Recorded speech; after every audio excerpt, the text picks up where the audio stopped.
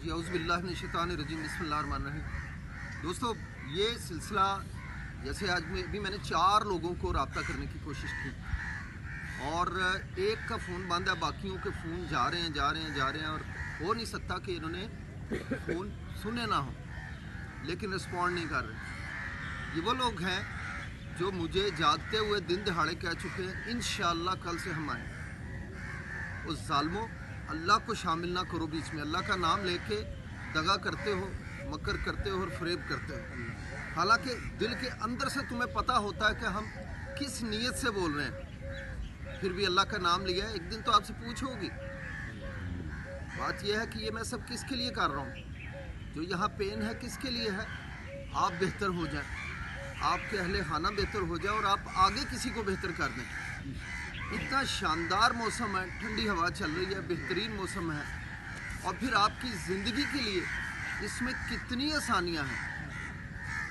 आप यकीन जाने, इस इंशाअल्लाह ने पाकिस्तानियों को दुनिया जहां में एक और तरह से भी रिस्वा कर दिया। वैसे तो हमारी कोई काम ऐसा नहीं है कि जिस पे हमें शर्मिंदगी ना हो, लेकिन पूरी दुनिया में ये मशहूर हो गया कि पाकिस्तानी जब इंशाअल्लाह कहते हैं तो इसका मतलब इन्होंने ये काम नहीं करना। ये बात मशहूर हो गई हुई है, ये तो बहुत पुरानी मशहूर है, कौन पुरानी मशहूर है। और ये बात हमारे योगियों ने भी सच साबित कर दी है। अल्लाह ताला हिदायत की, इनको इनके नसीब में हिदायत रखे और ये लगाएं अपने लिए, अपने प्यारों की बेहतरी के लिए और कई इंसानों की बेहतरी के लिए। शायद किसी एक इंसान को इनसे फ़ायदा हो जाए और सदका जारिया इनके डे ऑफ जजमेंट पे इनके काम आ जाए। और वो दिन तो आना है। अल्लाह ताला से दुआ है कि तमाम योगी, मुझे पेन क्यों होती है, मैंने हर एक को आवाज़ें दे दे के ठीक कराता हूँ। मैं आवाज़ें दे दे के, वरना मुझे क्या परवाह है। इससे पहले एक इंस्ट्रक्टर जैसा बैठे हुए हैं, कोई कर रहा है नहीं कर रहा भाड़ में जाए, वो अकेला कर रहा होता, किसी को नहीं बताता था कि ये तुम गलत कर रहे हो।